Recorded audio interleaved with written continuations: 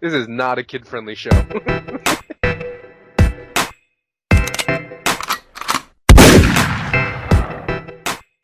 Yo, what's really good, my dudes? Today is September 26, 2016, and we got a new RuneScape update. Today we see a release of the rework to the Crucible PvP area known as Deathmatch. Along with this update was supposed to be the re-release of the reworked Bounty Hunter Wilderness update, but unfortunately they're still working out issues with matchmaking and whatnot, so that has been pushed to a later date. Also, there will be a weekly D&D boss fight taking on Nomad once again. Let's get into this. I've done an entire video explaining what the new deathmatch mode is, so if you want a more in-depth look at it, I'll have a link in the description below as well as somewhere on the video now. But if you don't want to bother with yourself with that, no biggie, I'll give you the quick rundown of what it is. So it's a safe PvP minigame that takes place in the old Crucible arena. It's a 30-man free-for-all where the objective is to get the most kills after 10 minutes. For participating, you will earn reward points based on your performance, which can be used to buy an array of rewards ranging from a pouch that holds runes to new tier 65 power armor. I don't want to go into major details about the core mechanics of this minigame, but there are power-ups scattered across the arena that can easily turn the tide of any fight. It's meant to just be a little bit of fun to help bring excitement for PvP. I'm going to be trying this out for sure because it feels nice to play RuneScape for just pure fun every now and then, not worrying so much about XP wasting or making the most money. It's a nice change of pace. They've also added with today's update the currency pouch. Now when you log in, it will tell you what has been added to the pouch, and if you open it yourself, everything that was once a physical item in-game has now become a virtual currency that you can see in the pouch. You cannot take anything out of the pouch to receive the old physical equivalent. It stays in the pouch forever and spent on the fly where appropriate. There are some things that show up as physical items on the ground, for example Takul and chimes, but when you pick it up they will be added to the pouch. Your coins, although being a type of currency, will remain as is in the money pouch or as physical items. Coins, along with certain things like trading sticks, haven't been added to the pouch because those are items that can still be traded amongst players and the others weren't. You can add 4 different types of currencies as your favorites that you'll be able to check in a quick interface without having to open up the entire pouch. Either way, I'm sure this tidies up a lot of people's banks. So moving on, what we have now is what I guess you could call an expansion to the Nomad Elegy quest. There is now a weekly D&D boss fight that you can go do. It will be a hard mode version of the quest boss fight in Nomad's Elegy, but the Xenia, Death, and Ichtharan phases are removed. There is no checkpoints like the quest had, so you'll have to kill this all in one go. As this is a weekly D&D, you can use your D&D weekly tokens to get more kills. The boss fight has a unique drop, the Soul Cape, which has some pretty neat animations actually. There are different tiers to this cape based on how fast you're able to kill the boss, with the first cape, the cyan colored one, meaning you can kill it in under 20 minutes, which is what I assume most people will be able to do. The fight will also have a loot chest at the end with various different types of rewarding loot that you can see on screen here. Seems like not a bad thing to add to your weekly D&Ds, and just as a heads up, defeating Hardmode Nomad is a trim comp requirement. Accompanying the boss fight is a new Nomad mini quest called the Tales of Nomad. It will feature the characters Xenia, Karasi and or Jessica, Death, and Zanuck if you chose to keep her alive. What I know is the mini quest will be like a clue investigation type of thing and sees you delving into some of the backstory of Nomad. That sounds pretty cool and could have some interesting lore. Also, it will be a master quest cape requirement to complete the mini quest. And that's it for this main game update this week. Let's go into the patch notes like I usually do. Not a whole lot going on this week with patch notes, but I'll quickly jot out the most noteworthy ones as I usually do. First up, they updated the background of the Dagonoth King's Beast tab images to match the updated arena, and waterspout loot beams now correctly expire. Waves of inspiration now continue until the correct maximum amount of inspiration has been reached. Apparently there's been an exploit with super heat form where players without the required fire making level could burn curly roots, but that has now been fixed. The 2012 variant of the 15-year anniversary emote is now available. Free-to-play players can now access KBD again. Entrances to Pharynth 3 are once again single-way combat. Both augmented and the normal versions of the high armor of Hanto can now be saved and protected from death. Beast of Burdens can no longer hold anything more than 5 mil in one slot. You can once again reset your boss kill timers with the hourglass icon on the interface. They've also fixed a couple of crashes with the NXT client, which is nice to see. And in case you didn't know, there was a hotfix last week where the Guthix caches now correctly award the post-completion buff